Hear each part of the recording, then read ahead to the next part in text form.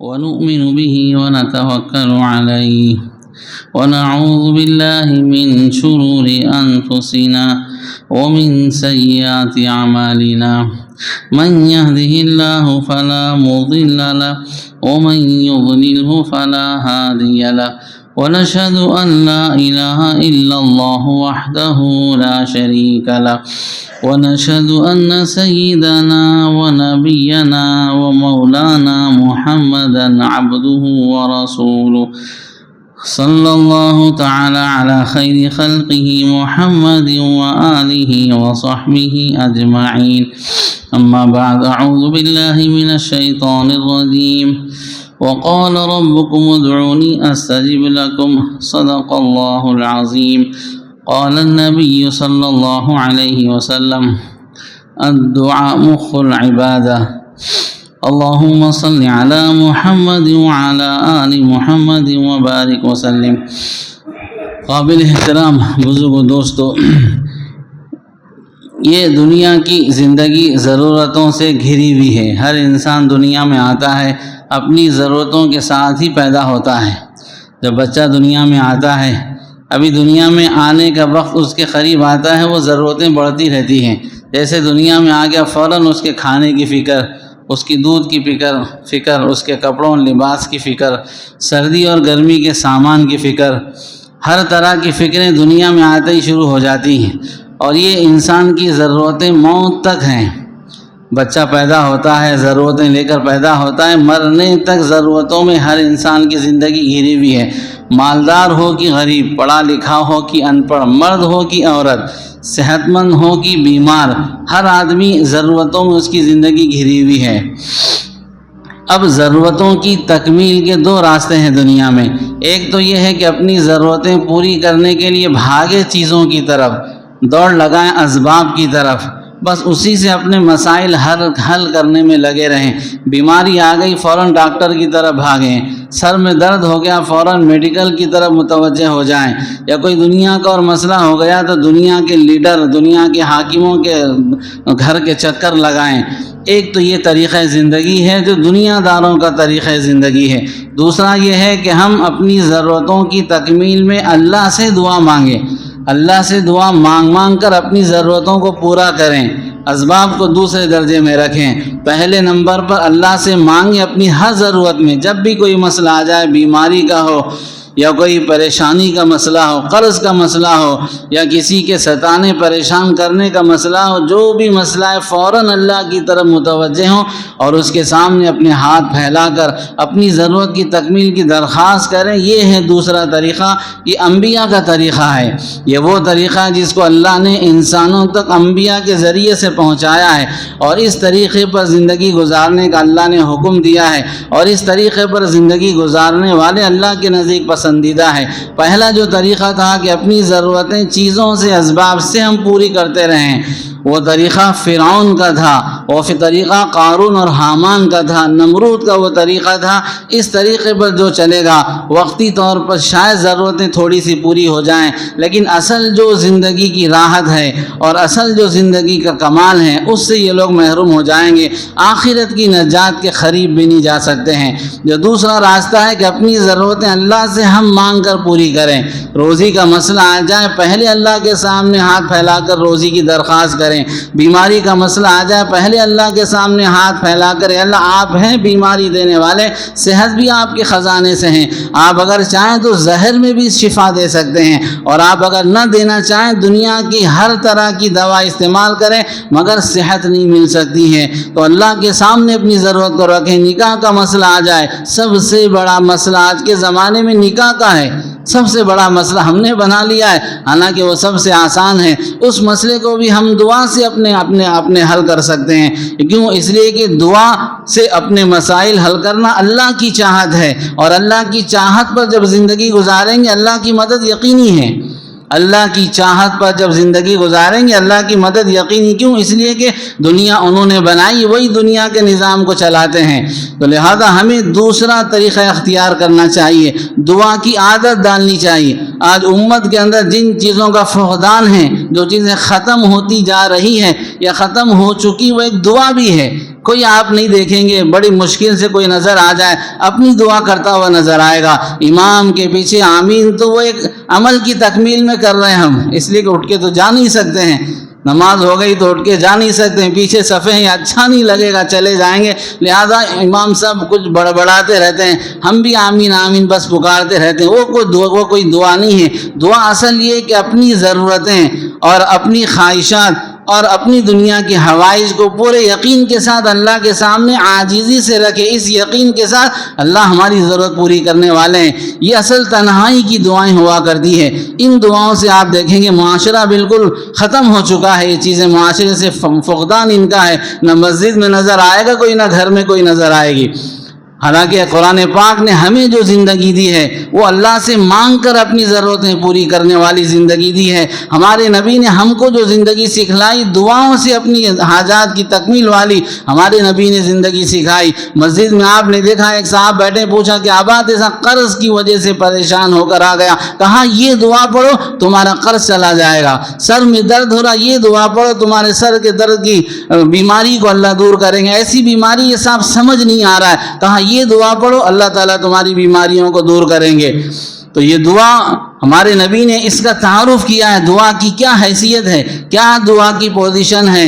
ہم تو ایک برکت کی چیز یا آخری درجے میں مجبوری کی چیز سمجھتے ہیں۔ میرے نبی نے کہا دعا مخ العبادہ، کہ دعا عبادت کا مغز ہے، دعا عبادت کا مغز ہے۔ جیسے موز ہوتا ہے، موز اس کا ایک چھلکا ہوتا ہے، اندر کا ایک مغز ہوتا ہے، اوپر کا چھلکا نہیں کھایا جاتا ہے، اندر کا مغز استعمال کیا جاتا ہے۔ نماز پڑھی اٹھ کے جا رہے ہیں، ایسا ہے جیسا کہ ہم نے موز کے چھلکے کو تو لیا اور ہم نے اس کے مغز کو چھوڑ دیا، کیوں؟ اس لیے کہ میرے نبی نے کہا دعا عبادت کا مغز ہے۔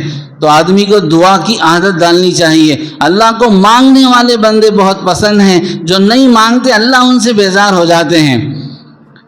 لہذا دعا والی زندگی ہمارے نبی نے سکھائی۔ قرآن میں اللہ نے انبیاء کی دعاؤں کا تذکرہ کیا ہے۔ حضرت زکریا علیہ السلام بوڑھے ہو چکے ہیں، ایسی عمر کو پہنچے ہیں کہ ولادت اولاد کی کوئی امید نہیں کی جا سکتی ہے، لیکن انہوں نے اللہ کی قدرت پر نظر رکھ کے دعا کی، ہنالک دعا زکریا ربا، اے اللہ آپ مجھے اولاد عطا فرمائیے۔ آپ جب مریم کو بے موسم کے پھل دے سکتے ہیں، آپ مجھے ایسی عمر میں جب اولاد نہیں ہو سکتی آپ دے سکتے ہیں۔ جب مریم کو ایسے موسم کے پھل ملتے ہیں جو موسم میں نہیں ہے، جو موسم نہیں ہے ایسے موسم کے پھل مل جاتے ہیں جس کا موسم نہیں، آپ اولاد بھی دے سکتے ہیں۔ پھر اللہ رب العزت نے ان کو یحییٰ جیسا لڑکا عطا فرمایا۔ حضرت عمر رضی اللہ تعالیٰ عنہ کا دور خلافت ہے، عمرو بن عاص نے افریقہ اور مصر کو فتح کیا ہے۔ مصر کے فاتح عمرو بن عاص رضی اللہ تعالیٰ عنہ، دریائے نیل بہت مشہور وہ دریا ہے، بلکہ یہ کہا گیا ہے کہ دریائے نیل کے طفیل ہی میں مصر آباد ہوا ہے۔ دریائے نیل ہی کے طفیل میں، جیسے کعبے کے طفیل میں یا زمزم کے کنویں کے طفیل میں وہ مکہ آباد ہوا ہے، ایسے دریائے نیل ہی کے طفیل میں مصر آباد ہوا ہے۔ اس کا دریا کا پانی سوکھ گیا۔ عمرو بن عاص کو لوگوں نے، بستی کے گاؤں کے شہر کے لوگوں نے آ کر کہا، علاقے کے لوگوں نے، صاحب جب بھی دریا سوکھ جاتا ہے تو ہمارا باپ دادا کے زمانے سے رواج ہے وہ یہ کہ ایک لڑکی کو دلہن بنا کر اندر ڈال دیتے ہیں، پھر پانی آتا ہے، ورنہ پھر پانی نہیں آتا ہے، ایک زمانے سے رواج ہے، ایسا کرنا پڑے گا۔ ہم نے بہت آزمایا، اگر نہ ڈالا تو پانی نہیں آتا ہے۔ عمرو بن عاص نے حضرت عمر کو خط لکھا یہ کہتے ہوئے کہ اسلام اس کی اجازت نہیں دیتا ہے کسی کی بلی چڑھائی جائے۔ حضرت عمر کو خط لکھا، پورے احوال سنائے۔ حضرت عمر نے 2 خط لکھے، ایک خط وہاں کے امیر حضرت عمرو بن عاص کے نام لکھا، دوسرا خط دریائے نیل کے نام لکھا، اور جو حضرت عمرو بن عاص کے نام پر خط لکھا اس میں کہا اس خط کو دریا میں ڈال دینا۔ دریا پر کیا انہوں نے خط لکھا تھا، کیا عنوان دیا، بسم اللہ الرحمن الرحیم، کہا اے دریا اگر تو خدا کے حکم سے چلتی ہے تو چل، ورنہ اگر تیری اپنی مرضی سے چلتی ہے ہم خدا سے کہہ کر تجھے چلا لیں گے، تیری ہمیں ضرورت نہیں ہے، ہم خدا سے مانگ کر تجھے چلا لیں گے۔ ہمارے نبی نے وہ دعا کا ہتھیار ہمیں دیا ہے کہ اس ہتھیار سے ہم ہر مسئلہ اپنا حل کر سکتے ہیں۔ اسی لیے پیارے نبی نے کیا کہا کہ دعا مومن کے لیے ہتھیار ہے۔ سلاح المومن، مومن کا ہتھیار، ہتھیار کی کیا حیثیت ہوتی ہے؟ کسی فوجی کو دیکھیں گے آپ یا کسی آپ پولیس والے کو دیکھیں گے، جب بھی کہیں کوئی آواز آتی، کوئی حملہ ہوتا ہوا نظر آتا ہے، کوئی شور ہوتا ہے، سب سے پہلے وہ کیا کرتا ہے؟ ہتھیار کی طرف لپکتا ہے۔ جب بھی ذرا سی آہٹ آ گئی، جب بھی ذرا سا ڈاؤٹ محسوس ہوا کہ گڑبڑ ہو رہی ہے، وہ سو رہا ہے، اٹھ کر پہلے کیا کرتا ہے؟ کھڑکی میں نہیں جھانکتا ہے، پہلے ہتھیار کو ہاتھ میں لیتا ہے۔ کیوں؟ ہتھیار اس کی ضرورت ہے۔ تو میرے نبی نے کہا ہتھیار جیسے فوجی اور ایک سپاہی کے لیے حیثیت رکھتا ہے، مومن کے لیے دعا ایسی حیثیت رکھتی ہے۔ تو انہوں نے خط لکھا دریا نیل کے نام کے ڈالو دریا میں، لہذا جب وہ خط دریا میں ڈالا گیا، ان کی وہ دعا اور ان کے یقین کا اثر، دریا نیل میں ایسی موجیں آئیں، ایسی موجیں پہلے کبھی نہ آئی، آج تک وہ دریا آباد ہے، آج تک سوکھ نہ سکا۔ تو یہ دعا اتنی پاورفل ہے، وہ دعا ہمارے پاس بھی ہے، ہماری بھی دعائیں قبول ہو سکتی ہیں، مگر شرط یہ ہے کہ دو چیزوں کی اگر ہمارے اندر یقین ہوگا، دو باتیں ہمارے اندر اگر پائی جائے گی تو ہم دعا کی عادت ڈال سکتے ہیں، دعا مانگ سکتے ہیں، اللہ سے اپنے مسائل حل کر سکتے ہیں۔ ایک تو یہ کہ اللہ کی قدرت کا یقین ہمارے پاس ہو، جب تک دل میں اللہ کی قدرت کا اور ان کے نظام کا، ان کی طاقت و قوت کا یقین نہیں ہوگا، ہم اللہ سے مانگ نہیں سکتے ہیں۔ آدمی اس کے پاس جا کر ہاتھ پھیلاتا ہے جس کی قدرت پر یقین ہوتا ہے، جس کا پاور معلوم ہوتا ہے، صاحب ان کے پاس جائیں گے میرا مسئلہ حل ہوگا، اس کے در پر جا کر آدمی ہاتھ پھیلاتا ہے۔ اللہ کی قدرت کا اگر یقین ہوگا تو پھر فوراً آدمی جیسا بھی مسئلہ ہو اللہ کے سامنے اپنے مسئلے کو رکھے گا۔ زکریا علیہ السلام نے دیکھا کہ بے موسم کے پھل اللہ دے رہے ہیں، اتنے طاقتور ہیں، بے عمر کے اللہ اولاد بھی دے سکتے ہیں۔ حضرت عمر رضی اللہ تعالیٰ جانتے تھے اللہ کی قدرت کیسی ہے، لہذا دریا کو مخاطب کر کے کہہ رہے ہیں خدا سے ہم کہہ کر چلا لیں گے، تیری ضرورت نہیں ہے۔ تو اللہ کی قدرت کا جتنا یقین ہوگا اتنا دعا کے اندر پاور آئے گا، اور جتنا اللہ کی قدرت سے دل خالی ہوں گے اتنا ہم دعاؤں سے دور رہیں گے۔ اس لیے سب سے پہلی چیز یہ ہے اللہ کی قدرت ہمارے دل میں آئے۔ اس لیے اللہ نے قرآن پاک میں جگہ جگہ اپنی قدرت کو بیان کیا ہے۔ قرآن شروع ہوتا ہے اللہ کی قدرت کے تذکرے سے، ختم ہوتا ہے اللہ کی قدرت کے تذکرے سے۔ موسیٰ اور فرعون کا واقعہ بار بار ذکر کرتے ہیں اپنی قدرت ظاہر کرنے کے لیے، ابراہیم اور نمرود کا واقعہ ذکر کرتے اپنی قدرت ظاہر کرنے کے لیے، حضرت زکریا کا واقعہ ذکر کیا، حضرت یونس علیہ السلام کا واقعہ، حضرت نوح علیہ السلام کا، حضرت صالح، جتنے واقعات اللہ نے قرآن میں ذکر کیے ہیں اللہ کی قدرت کے مظہر ہیں، وہ کیسی ان کی طاقت و قدرت ہے۔ اصحاب کہف کے واقعے کو اللہ نے ذکر کیا ہے، 300 سال تک اللہ نے غار میں سلایا، پوری دنیا میں 300 سال گزر گئے، 3 صدیاں گزر گئی، دنیا کا نظام بدل گیا، مگر ان کے غار میں اللہ نے صرف آدھا اور 1 دن گزارا تھا۔ ایسی ان کی طاقت ہے کہ اگر چاہیں ایک محدود جگہ میں وقت کو روک سکتے ہیں وہ۔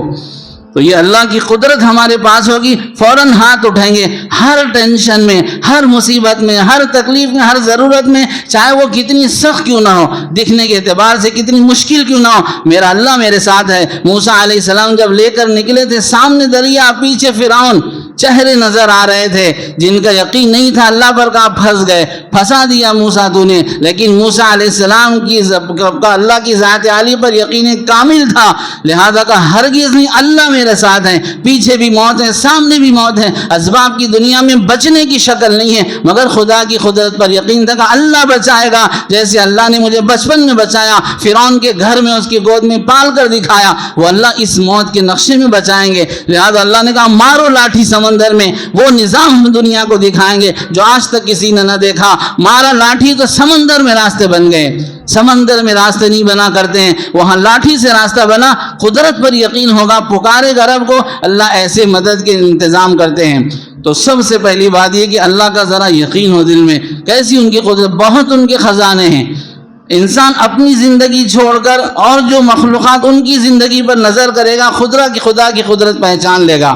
ہمارا پیٹ ایک بالش کا ہوتا ہے، ہاتھی ہم سے بہت زیادہ کھاتا ہے، اژدہے ہم سے بہت زیادہ کھاتے ہیں، سمندر کی مچھلیاں تو ٹنوں کھاتی ہیں، پوری زندگی میں ہم جتنا کھاتے ہیں اسے ایک جگہ تھپی لگا کر اگر رکھ دیں، جتنا ہم پانی پیتے ہیں، جتنا چاول کھاتے ہیں، جتنی روٹیاں کھاتے ہیں، جتنے برگر، مندیاں، بریانیاں، گوشت کھاتے ہیں، یہ سب تھپی لگا کر ایک جگہ رکھ دیں، بعض مچھلیاں اتنی بڑی ایک جھٹکے میں پورا کھا لے گی۔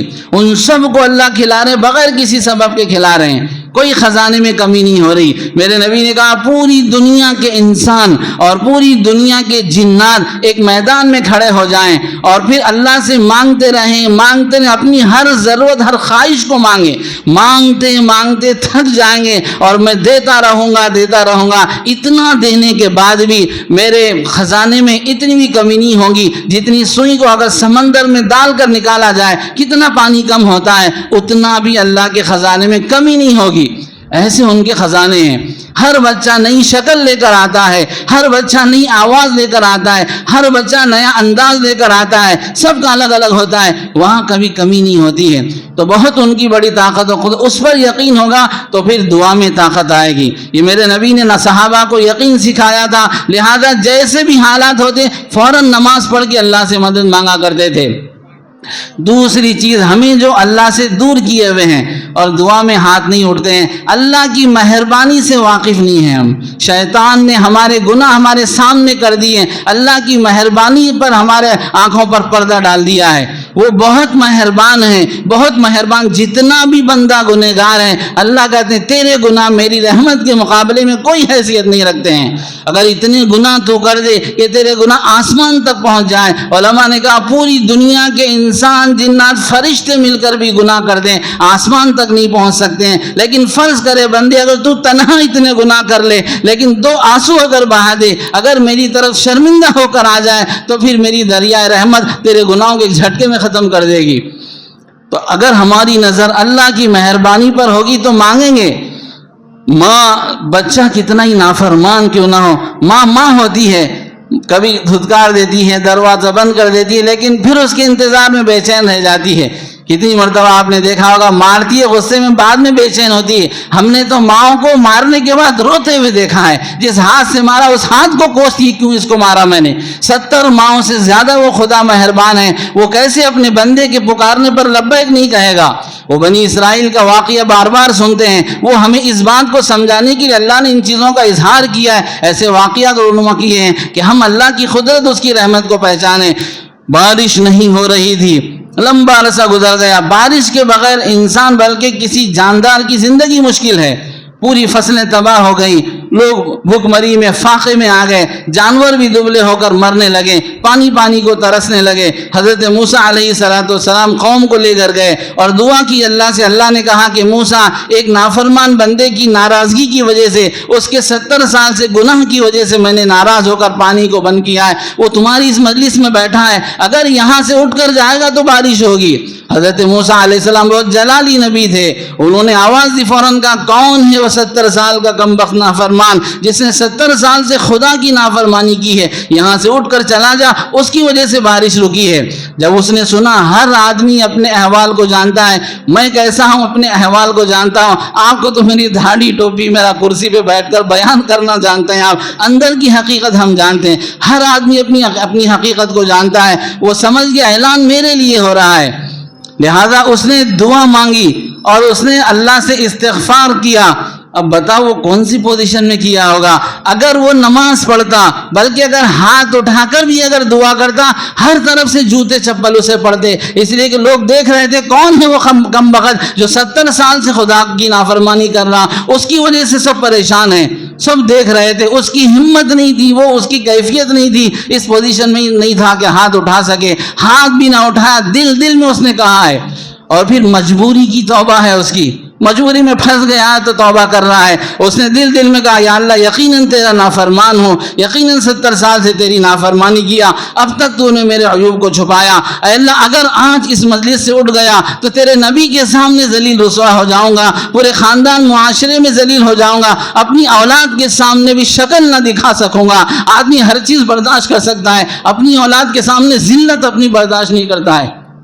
دیکھا ہوگا بہت سی مرتبہ باپ کی آنکھ میں آنسو آتے ہیں مگر وہ پلٹ کر چھپ کر روتا ہے. اپنی کمزوری بچوں کے سامنے باپ دکھانا نہیں چاہتا ہے, لہذا اس نے دل میں یہ جملے کہیں اور شرمندگی ظاہر کی. فوراً زور سے بارش ہونے لگی, ہر طرف سے موسلادھار بارش ہونے لگی. موسیٰ علیہ السلام ہر طرف دیکھنے لگے, کوئی اٹھ کر نہ گیا. کہا یا اللہ ایک بھی نہیں گیا.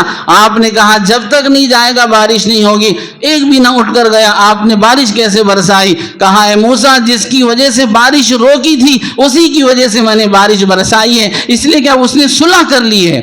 70 سال کے اتنے پاپی نافرمان کو جس کی وجہ سے سب کا اللہ نے پانی بند کیا ہے، ایک جھٹکے میں اللہ نے اس کو معاف کر دیا۔ وہ اللہ اس کا نہیں تھا، میرا اور آپ کا بھی ہے۔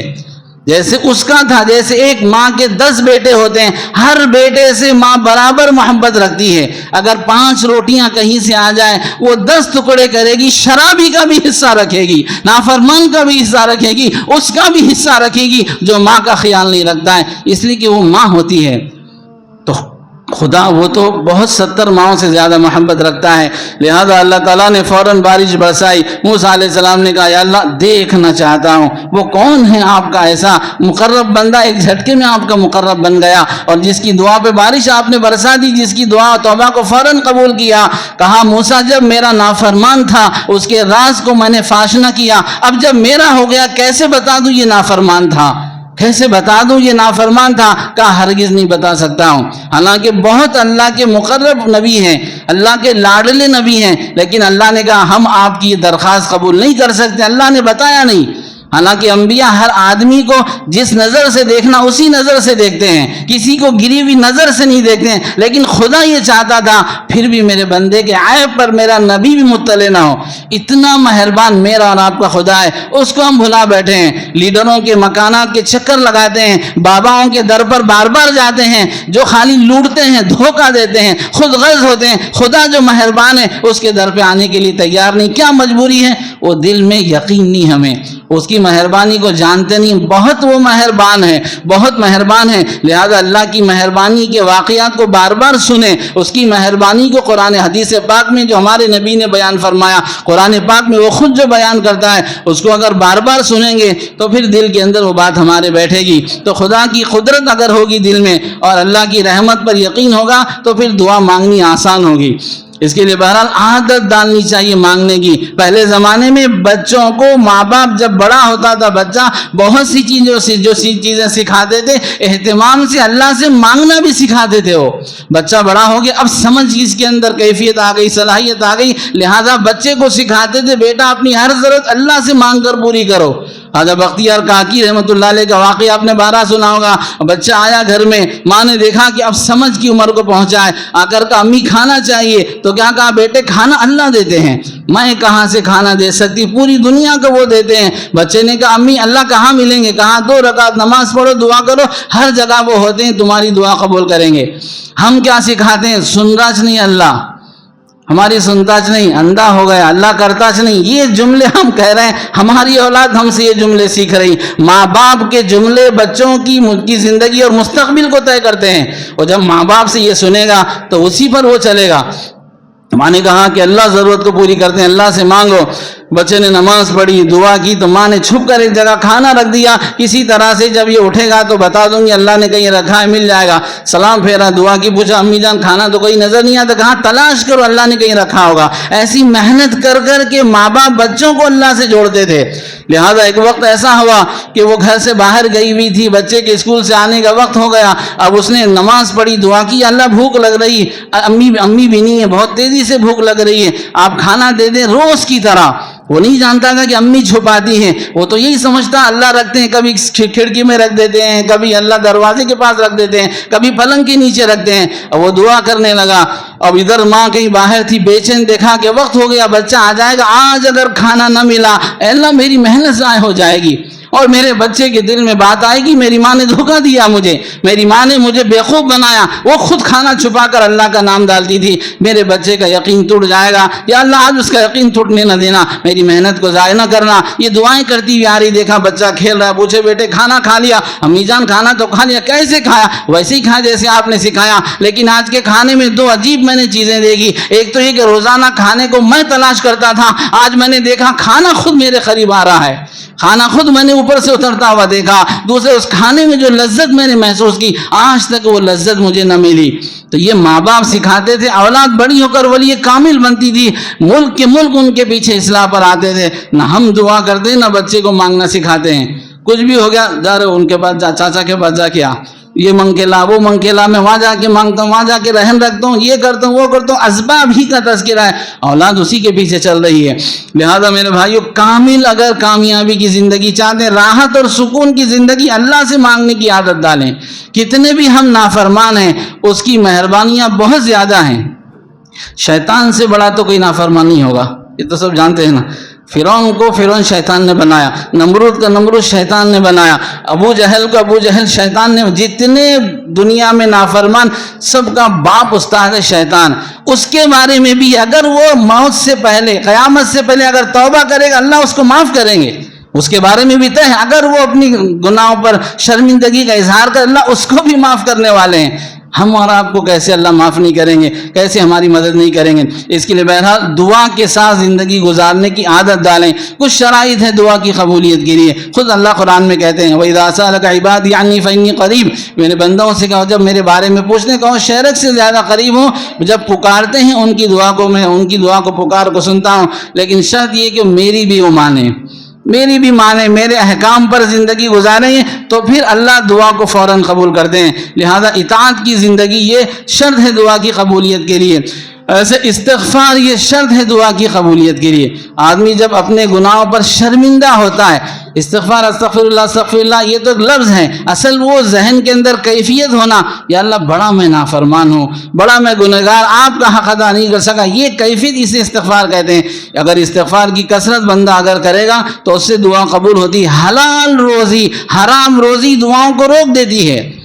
ولی کامل کے پیٹ میں بھی اگر غلطی سے حرام چلا جائے، اس کی دعا فوراً رک جاتی ہے۔ حجاج بن یوسف نے 40 ولیوں کو جن کی دعا قبول ہوا کرتی تھی، جن کے بارے میں مشہور تھا کہ یہ دعا کی مقبولیت والے ہیں، اس نے ان کو بلا کر انجانے میں حرام مال کھلایا اور کہا آپ کتنی بد دعا کرو گے میرے خلاف، کرو، تمہاری دعا قبول نہیں ہوگی اس لیے کہ حرام میں نے تم کو کھلایا ہے۔ لہذا حرام مال اللہ سے تعلق کو کاٹتا ہے، اور ہم حلال حرام کی تمیز نہیں کر، رہن کے گھر میں رہتا ہے، کیا دعا قبول ہوگی؟ نماز قبول نہیں ہوگی۔ ڈنڈی مار کے بیچتے ہیں، کیا دعا قبول نہیں ہوگی؟ عبادتیں منہ پہ مار دی جائے گی۔ بہن کا وراثت میں حصہ دبا کر رکھا ہے، کیا دعا قبول ہوگی؟ عبادتیں منہ پہ ماری جائے گی۔ لہذا حلال حرام کی تمیز اگر کریں تو دعا کی قبولیت کے لیے حلال کا کھانا ضروری ہے۔ اس کے ساتھ ساتھ دعا لینی بھی چاہیے، دعا لینی چاہیے۔ دعا کرنا جیسے ہے، دعا لینے میں بھی بڑا اثر ہے۔ کبھی ہماری دعا اتنا جلدی قبول نہیں ہوتی، کسی کی دعا لگ گئی زندگی بدل جاتی ہے۔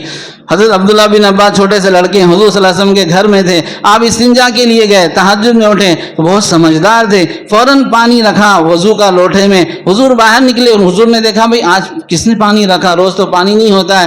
ان کی خالہ جان حضرت میمونہ حضور صلی اللہ علیہ وسلم کی بیوی تھی، تو لہذا حضرت میمونہ نے کہا عباس نے رکھا، عبداللہ بن عباس نے رکھا، حضور کو بہت اچھا لگا، ان کی سمجھداری پر کہا اللہ اسے قرآن کا علم عطا فرما، دین کا فہم عطا فرما۔ ایسی دعا لگی کہ وہ تفسیر میں کمال ان کو ملا جو کسی اور کو نہ ملا۔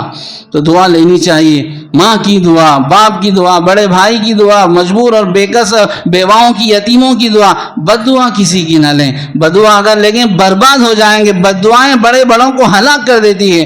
دعا لینا چاہیے، بد دعا سے بچنا چاہیے۔ کسی کا حق دبائیں گے، بد دعا لگے گی، بڑا ولی بھی ہوگا ایک دن یقیناً ضائع ہو جائے گا، بادشاہ ہوگا، اللہ دنیا میں ہلاک کر دیں گے۔ اللہ تعالی ہم سب کو ان باتوں پر عمل کی توفیق عطا فرمائے۔